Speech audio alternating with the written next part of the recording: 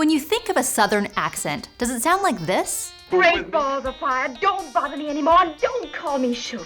Or this? My mom always said life was like a box of chocolates. Or maybe like this? I'm just like you. For the most part, my life is totally normal. While all these movies are set in Georgia, you may notice that all those Georgia accents don't sound the same. And you wouldn't be the only one. When linguists in Georgia published a study showing that young Georgians have different accents than their parents, headlines sprung up all over declaring that the drawls and yaws of the Southern American dialect are on their way out. But is it really possible for an accent to vanish? And what's causing young Southerners to change the way they speak? I'm Dr. Erica Brozovsky, and this is Otherwords.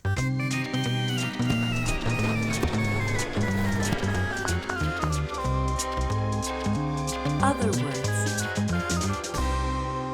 So is the drawl going away, or is it here to stay?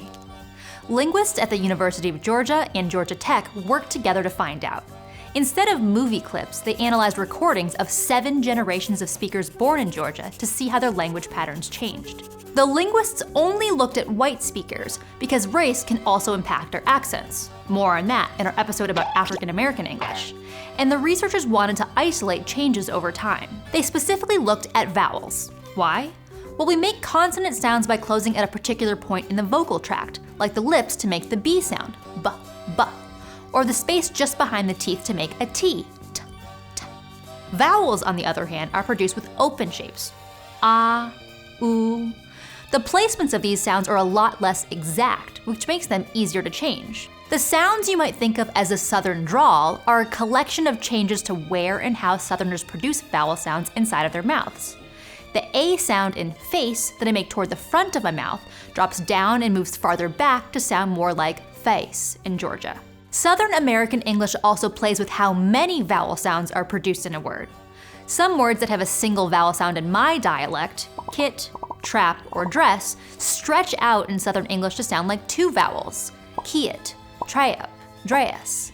Meanwhile, the I diphthong in time compresses into a single vowel sound, time. Together, all these long, syrupy sounds are known as a Southern vowel shift. So when the Georgia linguists listen for the Southern vowel shift across different generations of speakers, they notice that it's still, well, shifting.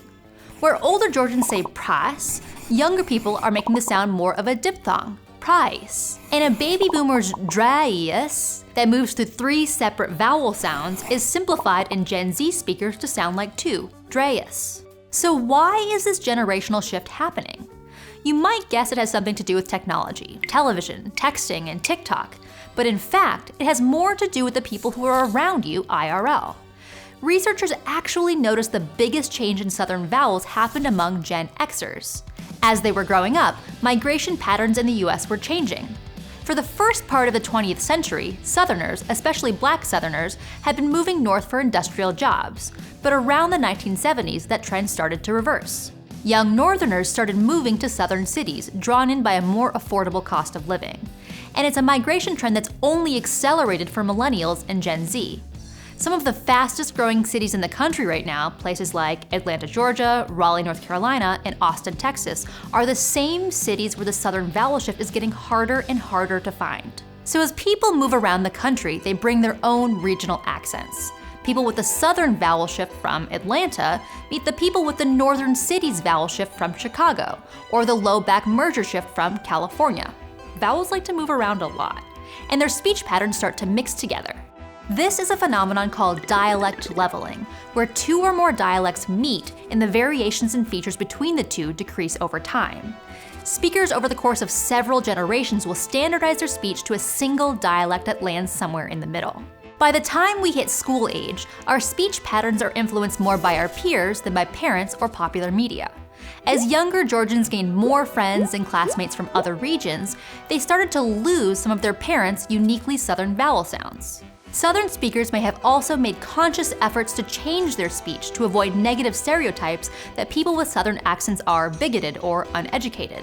But mostly, this process happens slowly and unintentionally as we mirror the people around us. Leveling starts in urban hubs and then moves outwards through local migration between rural areas and cities. Migration isn't the only way dialect leveling happens, though. As people move through different social and economic circles, and as we're all exposed to the speech patterns of people from around the world in our social feeds, we have even more peers to level with. Each generation of Georgians continues this dialect leveling process, so that even though the changes in speech patterns from parent to child might not be huge, if we compare speakers from the greatest generation to Gen Z, you can hear why it sounds like the Southern vowel shift is going away. But dialect leveling isn't just happening in the South, it's happening all across the Western world. Younger speakers in Detroit are losing the A raising, as in I brought back a bag of bagels, commonly used around the Great Lakes region. And someone just getting their driver's license in Boston now might be more likely to park their car than park the car. Even in the UK, researchers have noticed that Northerners are starting to sound more like speakers from Southern England, and all the hyper-local London accents are starting to level out too. Take the Cockney accent from East London. Like Southern American English, one of its primary features is a shift in vowel placement, retracting their vowel sounds towards the back of the mouth, as in prois and choice. Younger East Enders are also moving their vowels towards the front of their mouths, in the direction of the posh received pronunciation, price and choice. Dialect leveling doesn't mean that language is losing all its fun, unique regionalisms. Sometimes we're sharing them. The Southern y'all is so useful as a gender-neutral way to address a group of people that it's caught on across the country, and now all y'all get to use it. While certain features of the Southern accent are becoming less pronounced, new regional features are taking their place.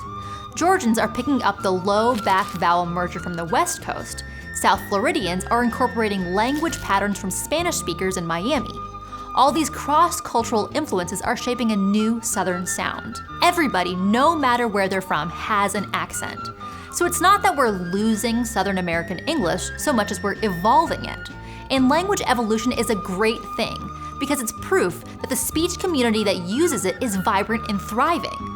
The way that vowel sounds are shifting around the Southern American dialect is just evidence of the ways that people and culture are shifting around the country and around the world. So today's young Southerners might not sound like Georgians from the 1800s or even their Gen X parents, but Southern American English lives on because they're literally speaking it into existence. Face, face. Is that a, yeah, face, face. Face and face, face, face.